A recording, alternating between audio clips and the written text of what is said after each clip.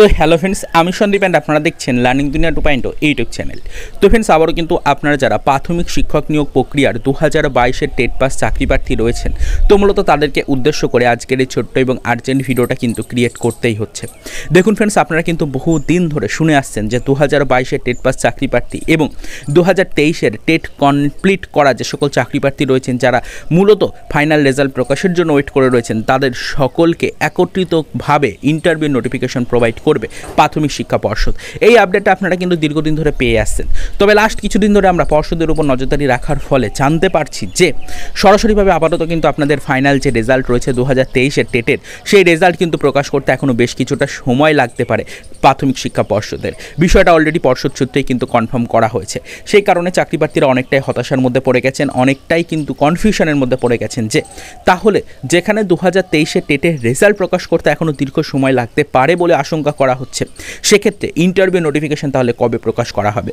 এক্ষেত্রে মূলত 22 TET pass চাকরি প্রার্থী যারা রয়েছেন তারা বহুবার কিন্তু প্রশ্ন করছেন যে তাহলে কি 22 টেট কমপ্লিট করা যে সকল চাকরি প্রার্থী রয়েছে তারাও ইন্টারভিউয়ের জন্য আরও কিছুদিন ওয়েটিং করবে, নাকি তাদের ইন্টারভিউ নোটিফিকেশনটা আগে লঞ্চ করে দেওয়া হবে? এই নিয়ে কিন্তু ফ্রেন্ডস একাধিক প্রশ্ন উঠছে। অর্থাৎ এক কথায় বলতে গেলে 23-এর রেজাল্ট প্রকাশ না হওয়ার কারণে 22-এর চাকরি প্রার্থীরা কোনোভাবে সমস্যার মধ্যে পড়বেন কিনা, এই নিয়ে কিন্তু বেশিরভাগ চাকরি প্রার্থীর মনে প্রশ্ন রয়েছে। তো অলরেডি এই বিষয়টাই কনফার্ম করা গেল। অলরেডি কিন্তু এই বিষয়ের উপরে কিছু আপডেট আসলো সরাসরি প্রাথমিক শিক্ষা পর্ষদের পক্ষ থেকে।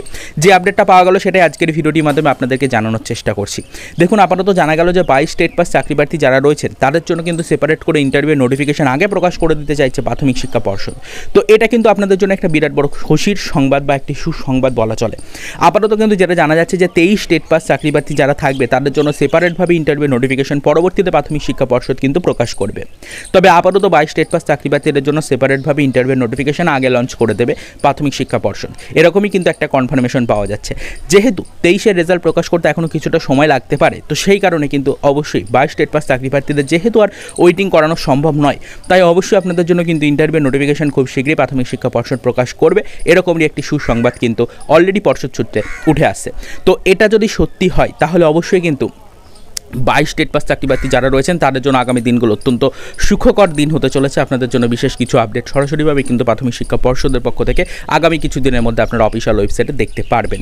তো এরকমই কিছু কিন্তু সুসংবাদ অলরেডি উঠে আসছে প্রাথমিক শিক্ষা পর্ষদ সূত্রে সপ্তাহের প্রথম দিকেই। আজকের এই ভিডিওটির মাধ্যমে সেই কারণে সেই বিষয়টি আপনাদেরকে জানালাম। আশা করি আপনারা সকলে এই বিষয়টা বুঝতে পারলেন। তো পরবর্তীতে কিন্তু ফ্রেন্ডস আমরা অবশ্যই এই বিষয়ের উপর আরও বিস্তারিত আপডেট কালেক্টের চেষ্টা করব। পরবর্তীতে আমরা এই বিষয়ের উপরে সর্বক্ষণ নজরদারি রেখে চলেছি।